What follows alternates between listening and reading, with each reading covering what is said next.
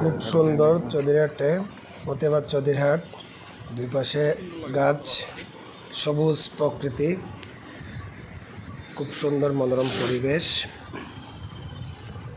আমরা আজকে এখানে হাঁটতে আসলাম, খুব ভালো লাগতেছে দুই পাশে সবুজ গাছ দেখে, এবং খুব সাজানো গাছ সারি সারি ভাবে রাস্তা দুই পাশে আছে, খুব ভালো লাগতেছে।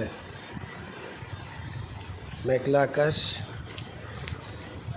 হালকা রোদ আছে, গাছের দুই পাশ দিয়ে আমরা হাঁটতেছি, খুব ভালো লাগতেছে।